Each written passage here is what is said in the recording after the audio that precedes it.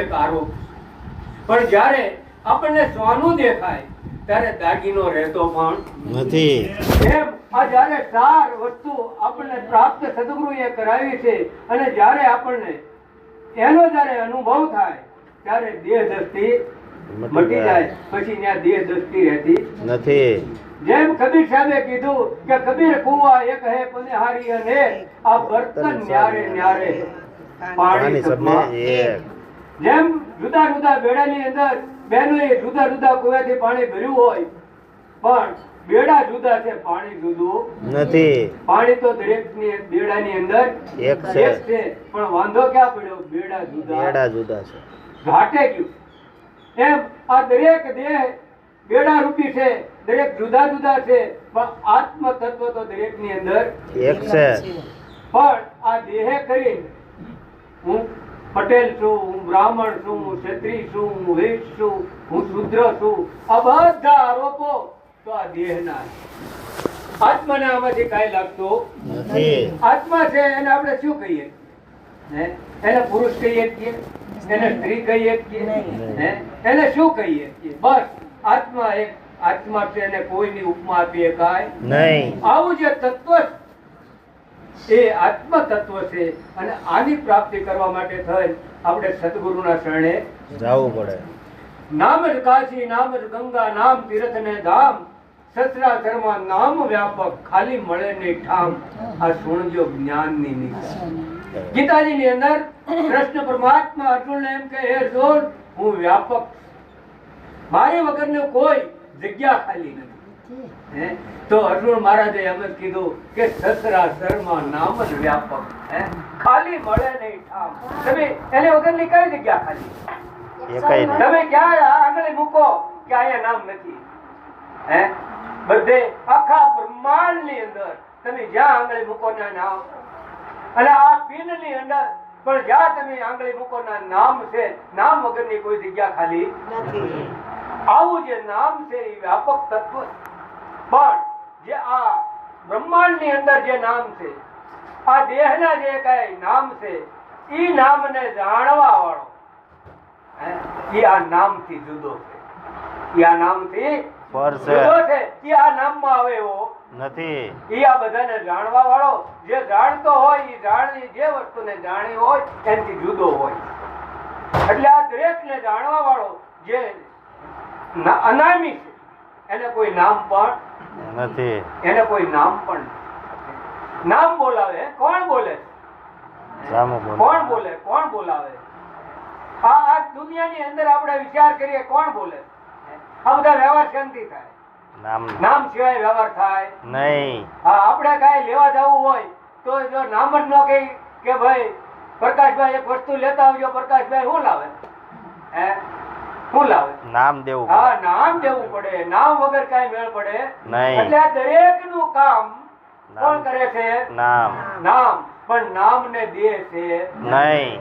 એ તો દેહ નથી છતાં કામ કરે છે નામ.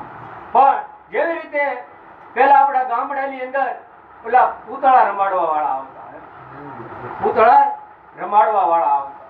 હવે જે પૂતળા રમે છે ને, આમ કેટલા નાશ કરતા હોય, આમ યુદ્ધ કરતા હોય, પણ એને રમાડવા વાળો તો પડદાની પાછળ હોય. હે? એના હાથમાં દોરી હોય અને ઈ દોરીથી પૂતળા રમતા હોય. એમ આ દેહ રૂપી પૂતળો, પ્રાણ રૂપી દોરી, હે? અને આત્મા રૂપી એને રમાડવા વાળો કોઈ જુદો છે. હે? ઈ જો દોરી મૂકી દે તો પૂતળાને કોઈ હસતી નથી કે ડાન્સ કરી શકે, હે? ઈ હલ્લી શકે, ચલ્લી શકે. એમ આ પણ પૂતળાની કોઈ તાકાત નથી, હે? કે ઈ કોઈ વસ્તુ કાંઈ કરી શકે. આપણે કહીએ કે ભાઈ આંખ જોવે, કાન સાંભળે, હે? આંખની શું તાકાત? હે? આવાથી પ્રાણ જતો રહ્યો, આંખમાં કાંઈ ઘટ્યું નહીં. આંખની તાકાત છે જોવાની? નહીં. હે? કાનની તાકાત છે સાંભળવાની? નહીં. હે? મુખની તાકાત છે બોલવાની? નહીં. આ કોણ બધું કરી રહ્યો હતો?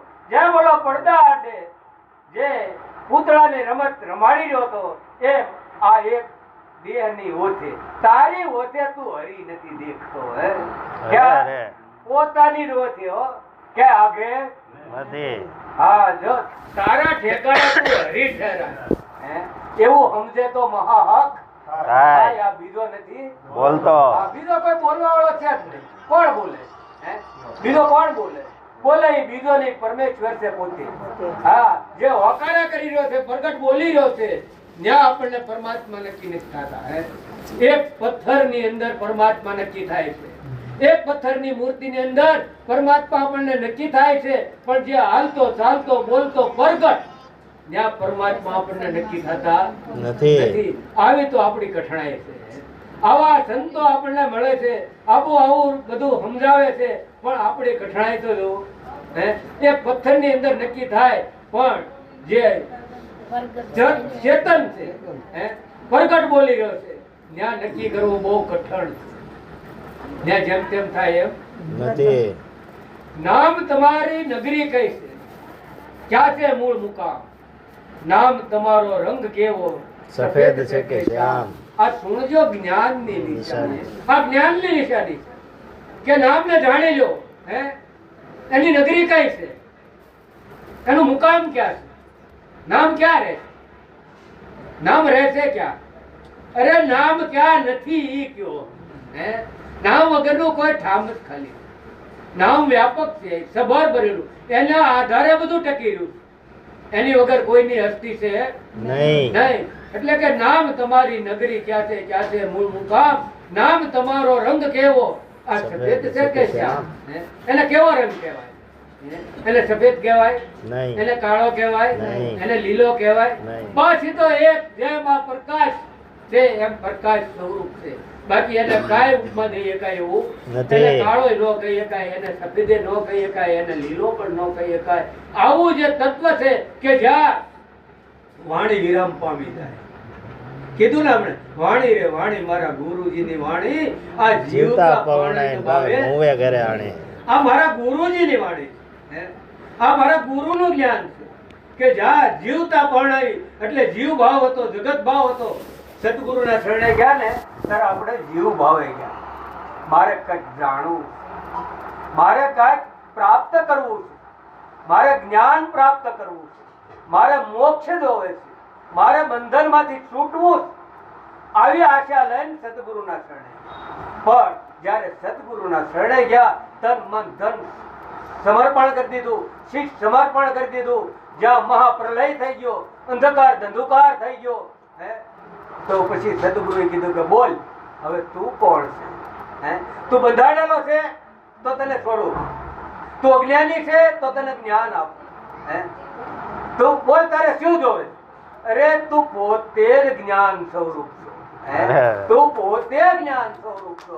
તને મારે જ્ઞાન દેવાનું, જ્ઞાન સ્વરૂપ છે ને જ્ઞાન હું દેવાનું. હે પણ જ્યારે આપણને આવા ખોડીરામ મહારાજ જેવા સદગુરુ જો પ્રાપ્ત થાય, હે અને એના શરણે જાય, અને ઈ જો આપણને જેમ છે એમ આપણી ઓળખાણ કરાવે, તો પછી કાંઈ કરવાનું રહેતું નથી. પછી કાંઈ કરવું પડતું નથી. પણ છૂટવાનો ઉદ્યમ કરે એમ જીવ બંધાય, આપ પડે છૂટે નહીં, એને છોડાવે સદગુરુ નહીં. જ્યાં સુધી આપણે પોતે છૂટવાનું બળ કરશું એમ છૂટા હે નહીં. નહીં. એટલે આવા જો કોઈ સદગુરુ આપણને મળી જાય અને એના શરણે તન મન અને ધન થી સમર્પણ થઈ જાય, તો છૂટવામાં કાંઈ બીજી મહેનત કરવાની પણ નથી. તમે કાયમના માટે કોઈ તમને બાંધ્યા જ નથી, તો છોડાવવાના ક્યાંથી? જો બાંધ્યા હોય ને તો છોડાવવાના, નકર હું છોડાવવાના. પણ એક આ અજ્ઞાન આવરણથી જે જીવ થયો અને જીવ ભાવે નક્કી થયું કે હું જન્મો છું અને હું મરવાનો છું, અને એમાંથી છોડવા માટે સદગુરુના શરણે જવું પડે. બસ એટલું બોલી મારી વાણીને સદગુરુના શરણમાં સમર્પણ કરું છું. બોલો સદગુરુ મહારાજની જય. બોલો બાબુરામ મહારાજ